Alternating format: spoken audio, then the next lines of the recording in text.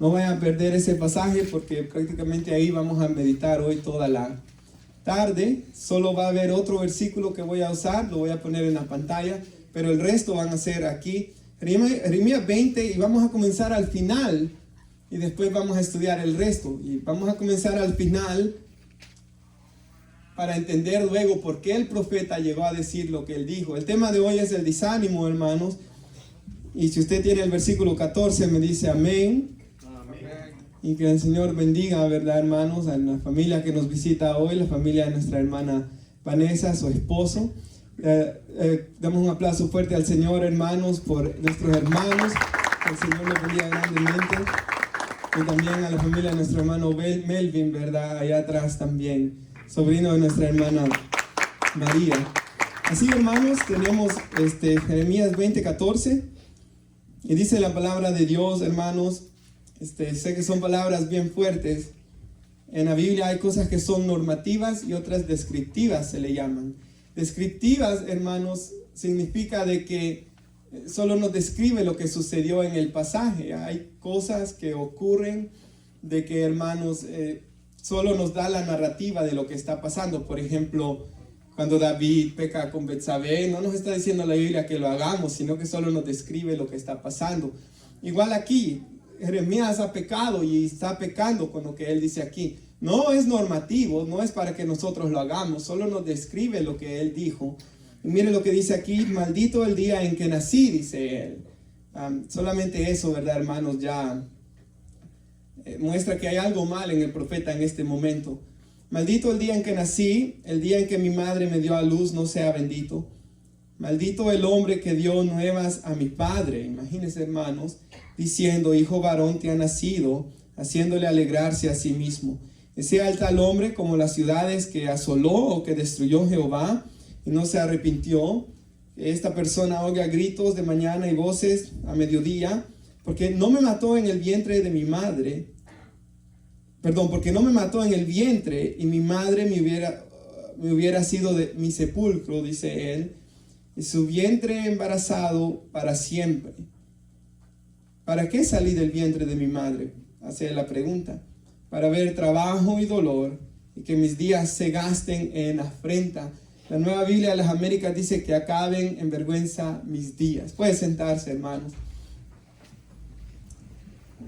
El tema de hoy es el desánimo. Y, hermanos, si usted ha leído en la palabra de Dios, encontramos en los salmos, muchos salmos escritos en desánimo. Encontramos, por ejemplo, el Salmo 6, donde dice ahí de que todas las noches esta persona lloraba, hermanos, y llenaba su lecho de lágrimas. Encontramos muchos salmos hablando de desánimos, de persecuciones, de dificultades. Y muchos de estos hermanos pasaron. Encontramos, por ejemplo, a Job en la Biblia haciendo lo mismo que hace Jeremías aquí, maldiciendo el día que él nació. Encontramos al profeta Elías deseando, hermanos, que Dios le quitara la vida en Primera de Reyes 19. Aquí encontramos al profeta Jeremías deseando no haber nacido. Y es que la Biblia nos dice en Santiago 5:17 de que estos hombres de Dios, Elías, dice Santiago 5:17, era un hombre sujeto a pasiones igual que todos nosotros. Estos hombres eran hombres igual que nosotros. A veces leemos la Biblia, leemos las grandes cosas que Dios hizo por medio de estos hombres y pensamos que eran hombres diferentes a nosotros, y sin duda eran hombres de fe, eran hombres de que amaban a Dios, eran hombres que estuvieron dispuestos a dar su vida por Dios, pero eran hombres igual que nosotros, hermanos. Y aquí vemos que Jeremías llegó a tal punto, hermanos, hasta desear no haber nacido. Y la Biblia dice que estas cosas son escritas para nosotros aprender y ser enseñados por ella. La Biblia en Romanos 15 dice que nosotros somos consolados por medio de la Escritura. Y estos ejemplos los dejó escritos el Espíritu Santo para consolarnos a nosotros. Cuando nosotros nos sentimos desanimados, cuando nosotros nos sentimos sin fuerzas, cuando nosotros, hermanos, nos sentimos sin ganas de seguir adelante. Por ejemplo, en 1 Corintios 14, en el versículo 3, dice que la profecía, la palabra de Dios, fue dada para edificación, para exhortación y para consolación de los creyentes. Y el Espíritu que Dios nos ha dejado se le llama el Consolador, para consolarnos, hermanos. Yo no los dejaré huérfanos en medio de este mundo de tanta tristeza y dolor. Mi Espíritu estará con nosotros, con vosotros, dijo el Señor Jesús, para consolarles y para ayudarles en cada una de las pruebas que pasemos, hermanos, en esta vida. Y yo quisiera que estudiáramos hoy cómo es que el profeta Jeremías, un hombre de Dios, hermanos, un hombre llamado por Dios desde su juventud, que Dios le dijo, cuando él era un joven, lo llamó, y Jeremías le dijo, yo solo soy un niño, pero él le dijo, hermanos, de que aún así Dios lo llamaba, como alguien que fue llamado por Dios para ser profeta desde que era un jovencito. Quizás, hermanos, yo me pongo a pensar, quizás como Jaden, ¿verdad, hermanos? Pequeño era él, de edad, hermanos, pero Dios lo llama a tal corta edad para, hermanos, servirle. ¿Y cómo es que él llegó a este punto, hermanos? Ahora la Biblia nos dice, si usted se recuerda el domingo pasado que estudiábamos el libro de Lamentaciones, de que el pueblo de Israel, hermanos, en los tiempos del profeta Jeremías se había corrompido en gran manera. Y ellos, hermanos, habían abandonado a Jehová su Dios.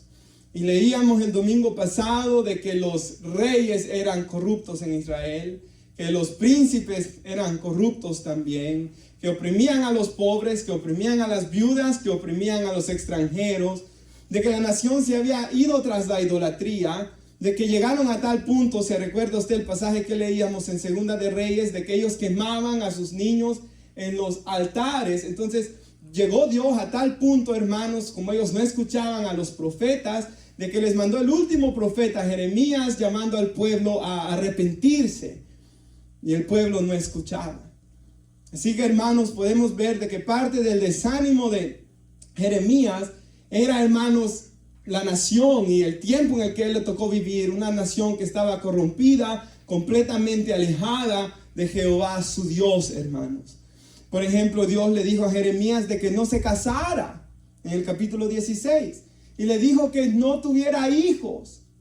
La Biblia nos dice de que Jeremías, su propia familia, hermanos, lo abandonó, ya no quiso tener contacto con él por lo que él predicaba. El mensaje a Jeremías, vamos a leer en este capítulo 20 que mucha gente se burlaba por lo que él predicaba. Entonces vemos un hombre, hermanos, que estaba solo también. Por eso él se sentía tan desanimado. Porque por causa de permanecer parado firme en la verdad de la palabra de Dios, hermanos, su familia lo había abandonado. Dios le dijo, no tengas esposa, no tengas hijos, porque voy a destruir este lugar.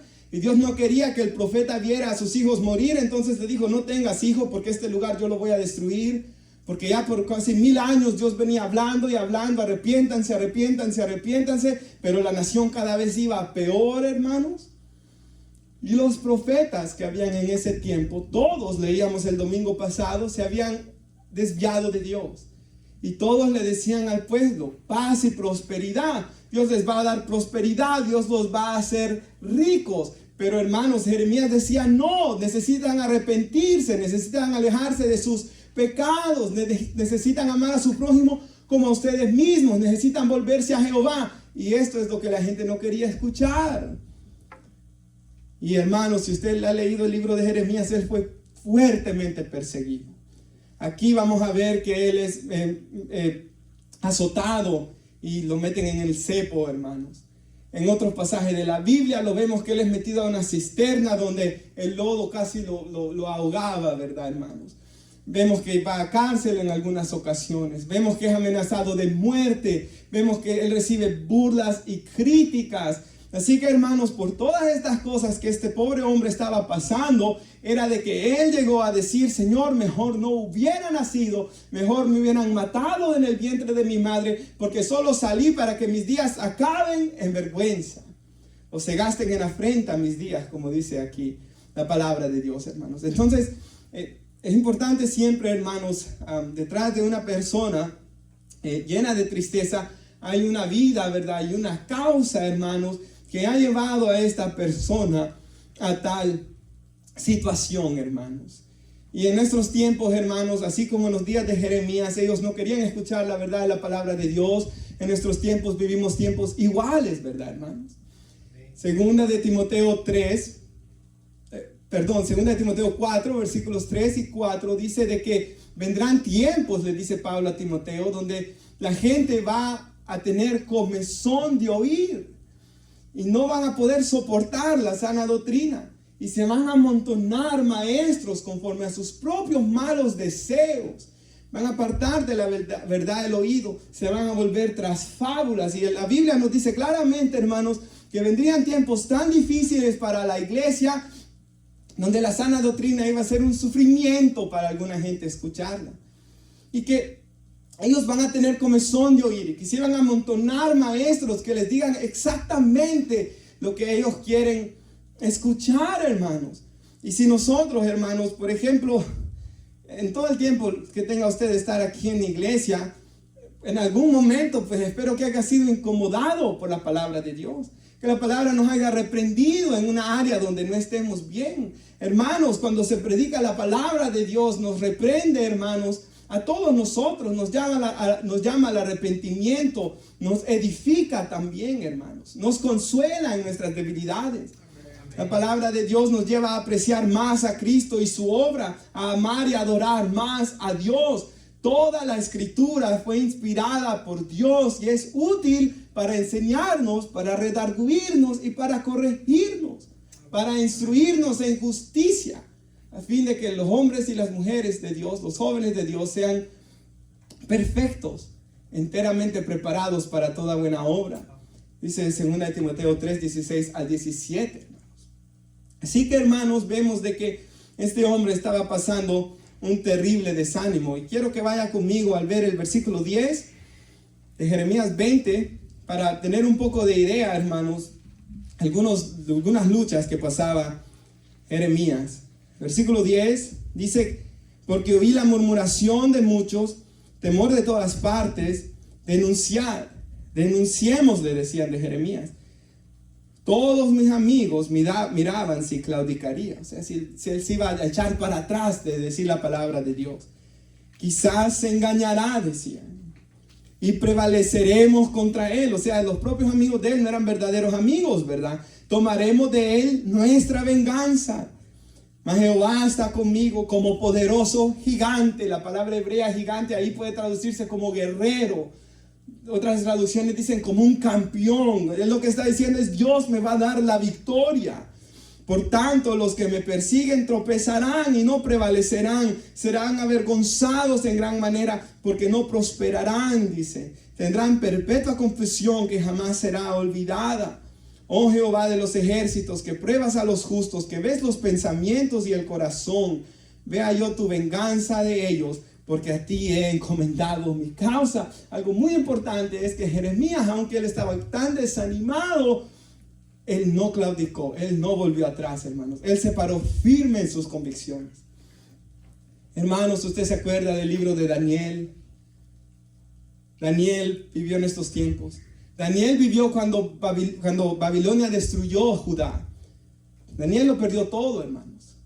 Y se fue a Babilonia, un país que él no conocía, una lengua que él no conocía. Le cambiaron el nombre, le enseñaron el lenguaje, lo instruyeron en eso. Pero él, dice la Biblia, que aunque lo llevaron a ese lugar, él propuso su corazón no contaminarse con la comida del rey. Él propuso su corazón no pecar contra Dios. Aún difícil que estaba la situación, hermanos. Aquí vemos a Jeremías poner en su corazón: yo no voy a pecar contra Dios. Y Jesús dijo: si me amáis, si me aman, guardarán mis mandamientos. Y es que nosotros podemos ver si amamos a Dios o no amamos a Dios en que guardamos su palabra, hermanos. En que estamos dispuestos a decir no al pecado. Aunque estamos dispuestos a decir no, este negocio me va a traer mucho dinero, pero es un negocio falso, es algo que es deshonesto, no lo voy a hacer. O esta mujer me está diciendo que vaya a pecar con ella, pero ella no es mi esposa, yo no lo voy a hacer. Hermanos, cualquier cosa que sea pecado, pero nosotros debemos de decir no, hermanos, por amor a la palabra de Dios, como ellos lo hicieron aquí. Otra cosa que vemos aquí: toda esta gente que le estaba haciendo mal, él no tomó venganza en sus manos. Él no, hermanos, fue quien se vengó, sino que él oró a Dios, que fuera Dios quien nos castigara. Porque mía es la venganza, yo daré el pago, dice el Señor. Hermanos, así que vemos estas buenas cosas que sucedieron en Jeremías, aunque en este momento de debilidad, él llega a desanimarse de tal manera que él deseaba, hermanos, no haber nacido. Ahora, si va usted al versículo 1 del capítulo 20, vemos ya no lo que había pasado en la vida de Jeremías, sino que vemos lo que estaba pasando en ese momento que lo lleva a él a desear no haber nacido. Y dice el versículo 1, el sacerdote Pasur, hijo de Immer, que precedía como príncipe de la casa de Jehová, oyó a Jeremías que profetizaba estas palabras. El capítulo 19, Jeremías ha profetizado que iba a venir destrucción, ¿verdad? Y cuando él escuchó que Jeremías dijo eso, mira el versículo 2, lo azotó. Se le daban 39 azotes, hermanos. O sea, Jeremías fue azotado, su espalda desangrando. Pasur al profeta Jeremías y lo puso en el cepo, o en inglés stocks, que estaba en la puerta superior de Benjamín, la cual conducía a la casa de Jehová. Entonces, hermanos, ¿por qué Jeremías llegó a sentirse tan mal? Pues aquí vemos, hermanos, de que Pasur, quien era hijo de Immer, príncipe de la casa de Jehová, estos eran los hombres que eran guardianes por generaciones del templo. O sea, eran hombres que eran llamados a poner el orden, eran hombres que eran llamados a castigar a los falsos profetas. Pero él no castigaba a los falsos profetas. Más adelante vamos a ver que él profetizaba falsamente también. Él era amigo de los falsos profetas. Él, hermanos, en vez de castigar a los falsos que llevaban al pueblo de Israel a sacrificar a los ídolos y alejarlos de Dios, él castigó al hombre que verdaderamente predicaba la palabra de Dios. Y en esto se conoce el que es de Dios y el que no es de Dios, que las ovejas de Cristo oyen su voz y le siguen. Hermanos, Jesús les dijo a los fariseos en Juan capítulo 8, ¿por qué no podéis entender mi lenguaje? ¿Por qué no podéis oír mis palabras? Porque vosotros sois de vuestro padre el diablo. Hermanos, los que tienen al diablo como padre no pueden escuchar la palabra de Dios, pero aún aquellos que están muertos en delitos y pecados, en su muerte espiritual, escucharán la voz del Hijo de Dios como nosotros la escuchamos, hermanos, y nos hemos arrepentido de nuestros pecados por la gracia de nuestro Señor y Salvador Jesús. Así que, hermanos, este hombre vino y en vez de apoyar a Jeremías, vemos que él golpea a Jeremías, lo azota y lo pone en el cepo. Si usted ha visto en las fotos, hermanos, ellos eran puestos de una forma así y se le ponían, hermanos, sus cuellos y sus brazos con esa como tablas, ¿verdad, hermanos? Eran apretados y él estaba en una condición así con sus brazos. Y si usted lee el versículo 3, dice, y al día siguiente, Pasur sacó a Jeremías del cepo. O sea, él pasó el resto del día, toda la noche, y el siguiente día en esa condición. Miraba, algunos historiadores dicen que, porque eso hasta hace poco se estuvo haciendo todavía, hermanos, la gente salía con un dolor, hermanos, tan insoportable en su espalda después de estar en esa postura, hermanos. Entonces, por eso entendemos un poco más por qué Jeremías, hermanos, llegó a decir las cosas que él dijo. Y mira el versículo 3, cuando lo sacó, dice, le dijo entonces Jeremías, Jehová no ha llamado tu nombre Pasur, sino Magor Masebik. Eso significa terror por todas partes. Porque así ha dicho Jehová, he aquí haré que seas un terror a ti mismo y a todos los que bien te quieren, y caerán por la espada de sus enemigos, y tus ojos lo verán. Él iba a ver la muerte de todos aquellos que con él se llevaban bien, y todo Judá entregaré en las manos del rey de Babilonia, y los llevarán cautivos a Babilonia, y los mataré a espada. Entregaré asimismo toda la riqueza de esta ciudad, todo su trabajo, todas sus cosas preciosas, y daré todos los tesoros de los reyes de Judá en manos de sus enemigos, y los saquearán y los tomarán y los llevarán a Babilonia. Y tú, Pasur, le dice, y todos los moradores de tu casa iréis cautivos, entrarás en Babilonia y ahí morirás, y ahí serás enterrado tú y todos los que bien te quieren, a los cuales has profetizado mentira. Y aquí vemos algo, hermanos, eso de que el nombre iba a ser cambiado, iba a significar terror por todas partes. Estaba viendo, hermanos, un comentario que dice que literalmente eso significa de que este hombre iba a ser paranoico. de que, hermanos, este hombre, por ver la destrucción que iba a venir sobre Judá y la muerte de tantas personas y todo lo que iba a estar pasando, hermanos, iba a llegar a ser un hombre paranoico. La misma consecuencia del pecado sobre él iba a ser una persona, hermanos, aterrada todo el tiempo, llena de temor. Y es que el pecado siempre trae consecuencias, hermanos. Aquí vemos de que porque él estaba en pecado, no había paz de Dios, no había seguridad de Dios en su vida. Hermanos, era un hombre paranoico, dice ahí las Sagradas Escrituras. Hermanos, por ejemplo, cuando David comete ese pecado, el Salmo 32 dice, cuando yo callé, se envejecieron todos mis huesos. Hermanos, vemos a David cuando él estaba en pecado, que hubo una enfermedad física sobre su cuerpo. En el Salmo 51, David dice, vuélveme el gozo de tu salvación, porque él estaba en pecado, ya no había gozo en él. Si usted recuerda, hermanos, cuando Natán reprende a David, David se enoja de un solo, porque vemos que ya su carácter había sido hecho iracundo. ¿Por qué era de mecha corta, como dicen en nuestros países? ¿Por qué era tan rápido para enojarse? Porque él estaba en pecado. Entonces vemos que el pecado trae consecuencias físicas, trae consecuencias espirituales, trae una frustración, trae una amargura, trae una falta de paz. El impío huye sin que nadie lo persiga, dice la Biblia. Y este hombre, hermanos, por su pecado llegó a ser un hombre paranoico de que no iba a tener paz, iba a haber la muerte de todos y él mismo iba a morir por causa de su pecado, hermanos.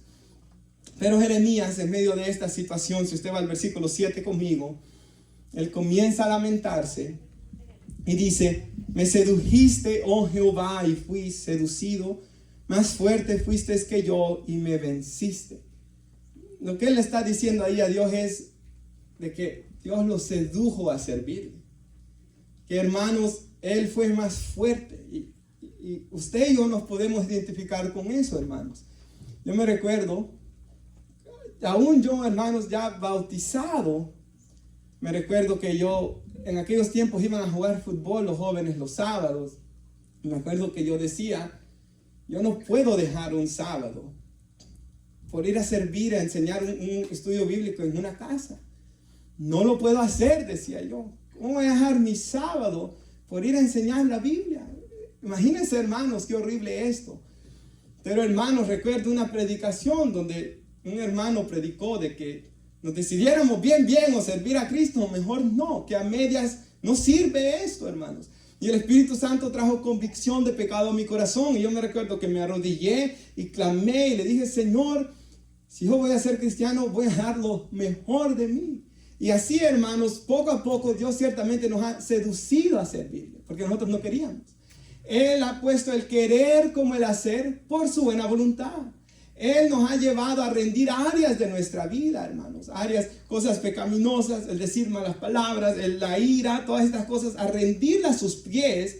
Y en momentos de debilidad, como aquí Jeremías, cuando vuelven a salir a la luz, a arrepentirnos, porque le queremos ser agradables a Él, porque ciertamente Él nos ha seducido, en el buen sentido de esta palabra, hermanos.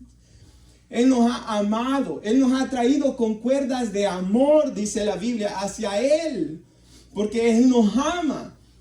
Él fue más fuerte que nosotros, hermanos. Hemos venido a los pies de Cristo. Su amor fue más fuerte que nuestro pecado, hermanos. Pero, hermanos, aquí Él dice, cada día, dice el versículo 7, si lo sigue leyendo conmigo, he sido escarnecido, o sea, se han burlado de mí. Cada cual se burla de mí. Porque cuantas veces hablo, doy voces, grito, dice Él. ¿Y qué es lo que Él predicaba? Violencia y destrucción. Y gracias, hermanos, a Dios que nosotros tenemos hoy las buenas nuevas del Evangelio. Eso es lo que Dios nos ha llamado a predicar. Y Él fue tan fiel en predicar este mensaje tan duro que le tocó predicar. Y nosotros que tenemos las buenas nuevas, hermanos, ¿por qué torcer este mensaje? ¿Por qué voy a venir yo y cambiarlo si son buenas noticias? Cristo Jesús perdona pecados de todos los que vienen a Él. Hermanos, de aquí dice Él que la palabra de Jehová le ha sido por afrenta y escarnio. Y dije, dice el versículo 9, y vamos a leer la primera parte nomás, no me acordaré más de Él, ni hablaré más en su nombre. O sea, aquí Jeremías quiso dejar el camino, ¿verdad? no me vuelvo a acordar ya más de Dios. No vuelvo a hablar otra palabra más de parte de Él. Y hermanos, en este tiempo, ¿verdad? Cuanto tiempo usted tenga en el Evangelio, hermanos, hemos visto muchas personas que han vuelto atrás, ¿verdad? O que han dejado el camino. Algunas veces, hermanos, simplemente por amar el pecado e ir tras él. Y así demuestran, como dijo el apóstol Juan en 2 de Juan 2, salieron de nosotros, pero no eran de nosotros, porque si hubieran sido de nosotros, hubieran permanecido con nosotros. Pero salieron de nosotros para que se manifestase que nunca fueron de nosotros. Hay algunos que estuvieron en la iglesia, pero nunca fueron de Dios, porque no hubo sinceridad ni amor y no nacieron de nuevo, hermanos. Pero hay algunos que sí son hermanos en Cristo. Y que el pecado en algún momento los atrapa y los lleva a algún desánimo. Y sufren en su pecado, hermanos. Hay otros que por diversas dificultades a veces sienten que ya no pueden seguir hacia adelante. Algunos caen, hermanos, pero en Dios hay restauración. Gálatas 6:1 dice: si alguno es sorprendido en alguna falta. La palabra sorprendido, cuando uno lo lee así nomás, dice, lo sorprendieron en un pecado. Pero en el griego, si alguno es sorprendido, es, por ejemplo, hermanos, yo voy caminando y hay hielo en la calle. Y yo voy bien tranquilo y de repente me deslizo, fui sorprendido y me deslicé y me caí. Eso es lo que significa el griego ahí. Si alguno es sorprendido en alguna falta, si alguno cae en pecado, si alguno es vencido por alguna cosa dura que ha pasado en su vida y se enoja y grita o golpea a alguien o cualquier cosa mala que llegue a pasar y él pecó, pero hermanos, le ha dolido en su corazón. Sigue diciendo, ustedes que son espirituales, vayan y restauren a aquel. Restaurar es una palabra griega que se usa cuando alguien se quiebra un hueso y ese hueso necesita ser sanado. Restaurar significa sanen a esa persona. Ayúdenlo a que dejen ese pecado, ayúdenlo a que dejen lo que lo hizo caer para que vuelva a estar con Cristo. Y háganlo con espíritu de mansedumbre, o sea, háganlo con humildad. Considérense ustedes, hermanos, ustedes pueden ser tentados también, dice la Biblia. Hermanos, hay personas que caen en fuertes desánimos por diversas cosas. Por ejemplo, hermanos, hay un pecado con el que ellos sienten que no lo pueden vencer. Mi hermano me llamaba hace muchísimos años atrás, ¿verdad, hermanos? Cuando yo era un joven adolescente, un poco más de adolescente. Y él me decía, hermanos, llorando, que él anhelaba dejar este pecado que él estaba practicando, hermanos. Y él dice, pero de vez en cuando yo caigo en él. Y él con lágrimas me decía, yo quiero dejar este pecado. Yo le decía, pues algo bueno hay por lo menos en esto, le digo yo, de que usted está llorando y quiere vencer el pecado y esa es la obra del Espíritu Santo obrando en usted. Busque a Dios, le digo yo, dependa de Dios, descanse en Dios. Y como dijo Jesús, si tu ojo derecho te es ocasión de caer, sácalo y arráncalo de ti. Y yo le dije, cualquier cosa que lo haga caer, quítela de usted, le digo yo. Si es una persona que lo lleva a los vicios, dígale, no quiero andar más contigo. A menos que quiera venir conmigo a la iglesia, pero para ir a pecar no quiero andar más contigo. Quitar cualquier relación. Si las redes sociales lo hacen pecar, quite las redes sociales. Si ¿se acuerdan lo que hablábamos la otra vez? El teléfono inteligente que lo hace pecar, compre un teléfono que no es inteligente. O compre una aplicación para cuidar su teléfono. O cualquier cosa que lo haga pecar, usted tiene que cortarlo por amor a Cristo Jesús. Porque esto va a destruir su vida también. Y si algo lleva al desánimo a la gente es una práctica pecaminosa, porque como hemos hablado aquí, el pecado no nos deja ser libres en Cristo. No nos deja alcanzar nuestro potencial en Cristo. No nos deja disfrutar nuestra familia, ni nuestra esposa, ni nuestros hijos. No nos deja servirle a Dios con libertad, hermanos. Ahora, otra cosa que a veces nos hace desanimarnos es algo que está fuera de nosotros. Por ejemplo, una enfermedad en el sentido que no lo podemos controlar. Nos tiene tristes y desanimados. O un esposo que no quiere venir a Cristo y no quiere obedecer al Señor. O una esposa rebelde también que le hace la vida imposible a su esposo. O un hijo, hermanos, alejado de Dios.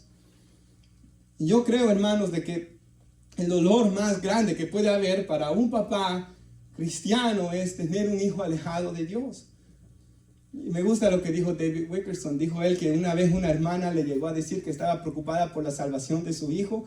Y le dijo él que si oraba en la semana por él. Y le dijo que no. Entonces le dijo él, no estás preocupada por la salvación de tu hijo. Hermanos, pero hay papás que verdaderamente están preocupados por la salvación de sus hijos. Y lloran y gimen en la presencia de Dios y claman, hermanos, por sus hijos. Y hay tantas cosas, hermanos, que nos pueden llevar al desánimo. Como Jeremías aquí predicaba y la gente no escuchaba. Aparte de esto, hermanos, la Biblia dice que nuestra lucha es contra principados, contra potestades y contra huestes espirituales de maldad en las regiones celestes. Hay demonios también que llevan a las personas al desánimo. Hay demonios, hermanos, de que se aprovechan de esos momentos de debilidad y de tristeza de nosotros para hundirnos más en la tristeza y en el desánimo. Pero cuando estas cosas ocurran, cuando ya no tengamos deseo de seguir adelante, cuando, hermanos, nos sintamos mal, miren lo que sigue diciendo aquí Jeremías 9, cuando él dijo, ya no me acordaré más de Dios, ya no vuelvo a hablar en su nombre. No obstante, dijo, había en mi corazón como un fuego ardiente. Piensen esto, hermanos, en su corazón había un fuego ardiente metido en mis huesos. Traté de sufrirlo, traté de soportarlo y no pude, dice él. Y hermanos, sin lugar a dudas, esa es la obra interna del Espíritu Santo en el corazón del profeta Jeremías. Y aunque él ya no quería seguir adelante, aunque él ya no quería recordar más a Dios, aunque él no quería profetizar más, el Espíritu Santo de Dios estaba obrando en el corazón de este hombre para que él siguiera hacia adelante, hermanos. Más adelante hasta le queman el libro de Jeremías y él lo tiene que volver a escribir. Y le hacen de todo tipo de cosas, hermanos. Pero él sigue hacia adelante y sigue hacia adelante, no en sus fuerzas, pero en las fuerzas que venían de aquel que estaba con él como poderoso gigante, como él dice aquí. Amén. Hermanos, nosotros tenemos al Todopoderoso, al Espíritu Santo de Dios morando en nosotros. Y esa es la gran diferencia entre el cristiano y el que está en el mundo. Amén. Porque el que no tiene el Espíritu de Cristo no es de él, dice Romanos 8. Pero nosotros tenemos el Consolador, hermanos. Y usted mismo sabe, cuando usted lloraba en el mundo y cuando usted ha llorado en Cristo, es diferente, ¿verdad, hermanos? Ya no se siente el mismo desánimo, ya no se siente la misma decepción, porque ya no nos sentimos igual de decepcionados. Y cuando uno termina de llorar, en especial si uno está orando, se siente, hermanos, como que una carga se ha quitado de encima. Y eso es, hermanos, porque en Cristo podemos poner nuestras cargas sobre Él. Hermanos, es una gran diferencia y completa diferencia como la luz a la oscuridad, el tener el Espíritu Santo de Dios, hermanos. Y por eso nosotros somos llamados a llevar las buenas nuevas a los perdidos, para que ellos también lo puedan experimentar. Hermanos, mire atrás en su vida cristiana. ¿Qué es lo que lo ha mantenido usted en el camino todo este tiempo, hermanos? Sino la obra interna del Espíritu Santo de Dios. Cada momento de desánimo, cada momento de prueba, en los momentos de tentación, en toda dificultad que hayamos podido pasar, qué es lo que nos mantuvo fuerte, qué es lo que nos mantuvo firme, o si caímos, quién fue el que nos levantó, del Espíritu Santo de Dios, el fuego metido en nuestros corazones. No sé si en algún momento en su vida cristiana usted dijo, me voy de la iglesia, ya no sigo a Cristo, pero había algo que lo mantenía, había algo que lo movía a seguir a Cristo. Y eso es el Espíritu Santo de nuestro Dios, hermanos. Así que concluyo dando solo 2 consejos que nos da la Biblia en qué hacer cuando nos desanimamos. Consejo para los que estamos en Cristo, ¿verdad? Este consejo es para los que tenemos el Espíritu Santo morando en nosotros. El primero, si puede poner nuestra hermana Daniela en la pantalla, y si usted lo puede leer, hermanos, desde allá, es el pasaje de Hebreos capítulo 12, y quisiera que lo leyéramos juntos. Por tanto, nosotros también, teniendo en derredor nuestro tan grande nube de testigos. Lo que nos dice aquí el autor de Hebreos es que tenemos tantos testigos, tantos testimonios de gente que vivió por fe. En el contexto, hermanos, en Hebreos 11, dice que hay personas que experimentaron vituperios, azotes, prisiones, cárceles. Fueron algunos apedreados, fueron otros aserrados, fueron puestos a prueba, aún muertos a filos de espada. Dice, hubieron gente que anduvieron de acá para allá, cubiertos de pieles de ovejas, de cabras, hombres que fueron pobres, angustiados, maltratados, de los cuales el mundo no era digno. O sea, lo que nos dice aquí la Biblia es hay tantos ejemplos de hombres y mujeres que siguieron a Cristo. Como Moisés, que él vivía en Egipto y era hijo de la hija de Faraón, pero él dejó todo, hermanos, los placeres de Egipto, dice Romanos 11, la posición que él tenía, y prefirió ir a sufrir con el pueblo de Dios. Todos estos ejemplos que tenemos de gente que amó a Cristo, teniendo tan grande número de testigos, despojémonos de todo peso y del pecado que nos asedia. Asedia, otra traducción dice que tan fácil nos atrapa el pecado. Para seguir a Cristo, hermanos, pues obviamente tenemos que arrepentirnos de todos nuestros pecados. Pero también para seguir a Cristo tenemos que despojarnos de todo peso, echando nuestras ansiedades sobre Él, porque Él cuida de nosotros. Hermanos, no podemos seguir a Dios dudando de Él, porque Él nos reprende por ser personas de poca fe. Hermanos, en cada problema, en cada situación, debemos ponerlo sobre Él y seguirle, y poner todas nuestras cargas sobre Él. Y dice, hermanos, que tenemos que correr con paciencia la carrera que tenemos por delante. Y dice que debemos poner nuestros ojos en Jesús, el autor y consumador de la fe. Nuestra atención debe estar puesta en Él. Nuestra mirada debe estar fija en Él, el cual por el gozo puesto delante de Él sufrió la cruz y menospreció el oprobio y se sentó a la diestra del trono de Dios. Y el siguiente versículo, considerad a aquel. O sea, consideremos a Cristo, hermanos. A la hora de correr la carrera en este mundo, miremos a Cristo. Consideremos a aquel que sufrió tal contradicción de pecadores contra sí mismo. El que fue inocente, el que no hizo ningún pecado y Él sufrió. Considerémoslo a Él para que nuestro ánimo no se canse hasta desmayar. Y el primer consejo es, hermanos, para que no nos cansemos, para que nuestro ánimo no se canse hasta desmayar, tenemos que poner nuestra mirada constantemente en nuestro Señor y Salvador Jesús y en la obra que Él hizo. Como un hermano dijo, no hay mejor hábito que un cristiano pueda tener que recordarse el Evangelio todos los días de su vida.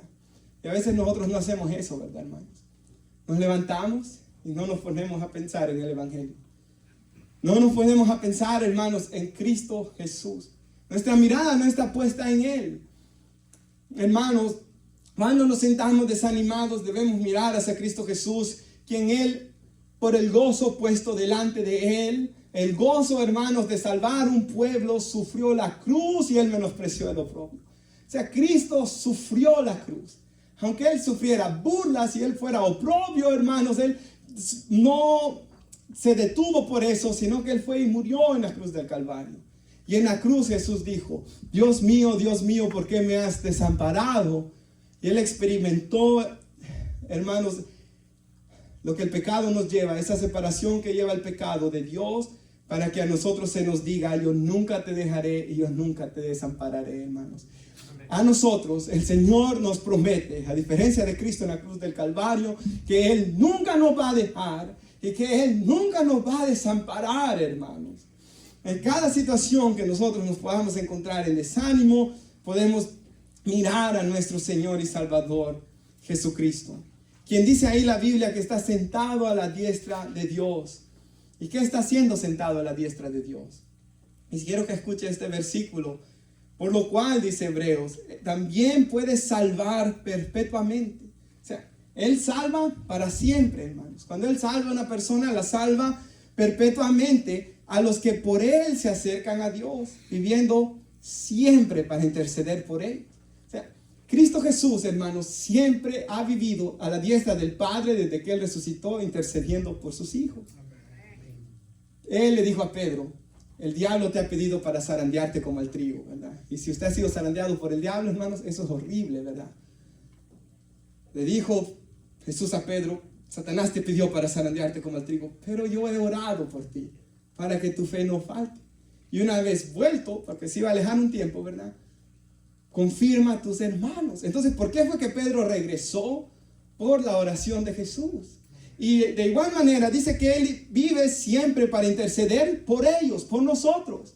Y en estos años que tenemos en Cristo Jesús, la razón por la que hemos permanecido en la iglesia, a pesar de tantos desánimos que hay, de la carne que huye de Dios y de un mundo que está contra Dios, ¿y cómo es que podemos permanecer en la iglesia? Es porque Cristo Jesús está a la diestra del Padre y Él no ha dejado de interceder por ti y por mí, hermanos.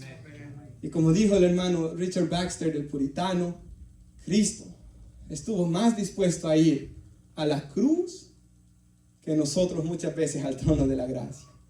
Cristo estuvo más dispuesto a ir a sufrir y a llevar nuestros pecados que muchas veces nosotros a ser perdonados o a ser fortalecidos en Cristo Jesús, hermanos. Pero acerquémonos confiadamente al trono de la gracia. Traigamos nuestras cargas delante de Él, hermanos.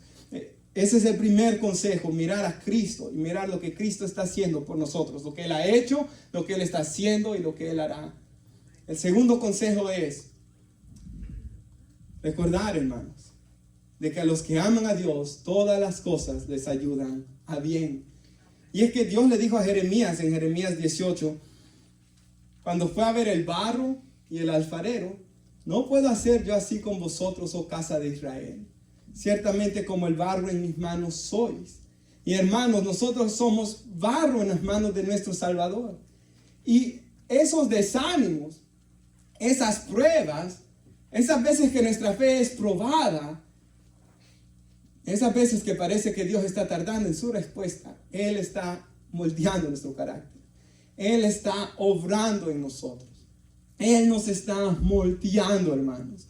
Así que cada dificultad, cada cosa que pase en nuestras vidas, sabemos que a los que aman a Dios, todas las cosas les ayudan a bien. Y reciba ánimo en eso, hermanos. Todo, aún sus propios pecados ayudan para bien. ¿Qué está diciendo, pastor? Sí, porque Dios al que ama lo disciplina. Hasta en nuestros pecados Dios saca cosas buenas, disciplinarnos para aprender a no hacerlo, hermanos. Todo ayuda para bien. El pecado de otros hacia mí ayuda para bien. Él está forjando su carácter en mí. Las dificultades, los desánimos que todos nosotros pasamos, todo esto ayuda para bien. Un jefe malvado que nos maltrata en el trabajo, ese hombre malvado está ayudando para bien. Saúl ayudó mucho a David. Es el que más lo ayudó más que el profeta Samuel, aunque parece que Samuel lo ayudó más, pero fue Saúl el que lo ayudó más. Hermanos, a los que aman a Dios, todas las cosas les ayudan para bien, porque el alfarero, hermanos, está moldeándonos. Y en Romanos 9, Pablo dice que Él nos está haciendo vasos de misericordia. Hermanos, en Cristo somos vasos de misericordia. Cristo Jesús, hermanos, derrama toda su gracia y toda su misericordia sobre nosotros.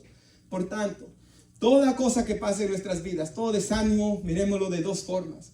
Uno, miremos a Cristo Jesús y que su presencia estará con nosotros por todo lo que Él ha hecho por nosotros. Que Él está intercediendo por mí para que yo no caiga.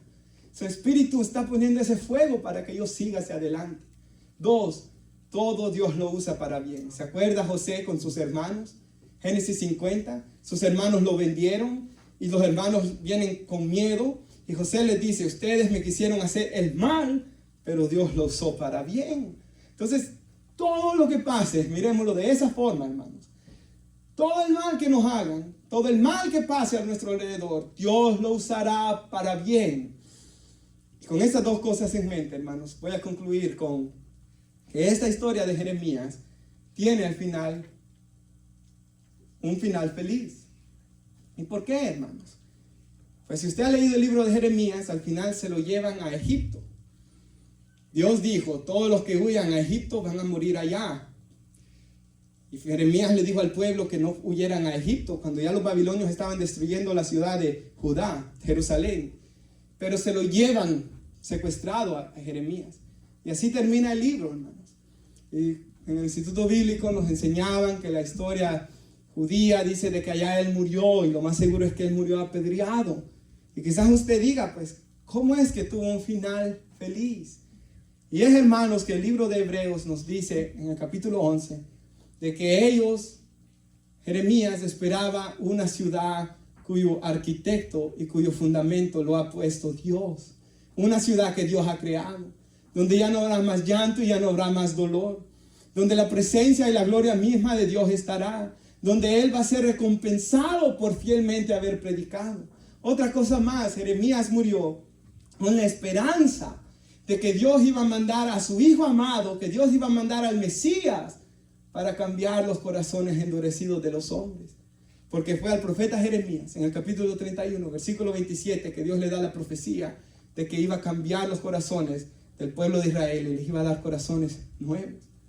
Él murió con esperanza de que aunque todo se miraba oscuro, él escribió, 70 años después de esto, Dios va a traer este pueblo de regreso a este lugar. Y de esta gente malvada, Dios va a hacer que nazca un hombre, que su nombre será Jesús. Y este Jesús va a morir para salvar a muchas personas, que éramos nosotros. Hermanos, Él murió con esperanza del reino de los cielos. Él murió con esperanza que Dios mandaría al Mesías para cambiar los corazones. Y Él murió, hermanos. Y el día del tribunal de Cristo, Él se va a dar cuenta hasta dónde llegó su trabajo. Porque Él murió sin ver fruto con sus ojos. Pero hermanos, ¿qué iba a saber Él? Que 70 años después de que Él escribiera estas cosas, iba a haber un anciano ya para ese entonces, Daniel, leyendo el libro en el capítulo 9 de Daniel, y ve que pasaron 70 años y que la nación sigue mal, y él comienza a orar y a ayunar, y él recibe la respuesta de Dios, y el pueblo de Israel sale de regreso a su tierra. ¿Qué se iba a imaginar él? Todas las personas durante los siglos iban a leer su libro. ¿Qué iba a saber él? Que Jeremías 33:3, que él estaba en la cárcel, por cierto, cuando Dios le dijo, clama a mí y yo te responderé, iba a ser citado por miles y millones de personas en sus momentos de prueba, en hospitales, en cárceles, hermanos. ¿Qué se iba a imaginar él? Que Jeremías 1:5, antes que te formase en el vientre te conocí, te santifiqué y te di por profeta a las naciones, iba a ser un versículo usado por Dios para llamar a muchos jóvenes a servirle. Él no se imaginó estas cosas, hermanos, pero el día del tribunal de Cristo, Él va a ver como todas sus dificultades fueron para la gloria de Dios. Y de igual manera, hermanos, nosotros podemos vivir nuestras vidas de tal manera que, como dijo Pablo, yo ya estoy para ser sacrificado. Mi vida será una ofrenda de liberación hacia Dios. Nos ponemos de pie y quisiera que leyéramos un último versículo antes de orar en la pantalla. Hermanos, este es mi versículo favorito del libro de Jeremías. Jehová se manifestó a mí hace ya mucho tiempo diciendo, con amor eterno te he amado, por tanto te prolongué mi misericordia. Hermanos, Dios nos ha amado con un amor eterno. Él no nos comenzó a amar cuando nosotros nacimos, Él nos ha amado eternamente, dice la Biblia. Y hermanos, así como los papás quieren el bien para sus hijos, y se duelen cuando ellos pasan cosas difíciles. ¿Se acuerda lo que leíamos en Lamentaciones 3:33? Que Él no aflige ni entristece de su corazón a los hombres. Hermanos, todo desánimo, toda cosa dura que Dios permita en nuestras vidas es porque Él sabe que de ahí saldrán buenas cosas. Nos llevará más a acercarnos a su presencia, nos llevará más a apreciar a Cristo, pero también Dios lo usará para formar su carácter en nosotros. Oramos, hermanos. Padre, yo le doy gracias por su palabra, Señor. Gracias, Padre Santo, por el mensaje que hemos meditado hoy del desánimo, Señor.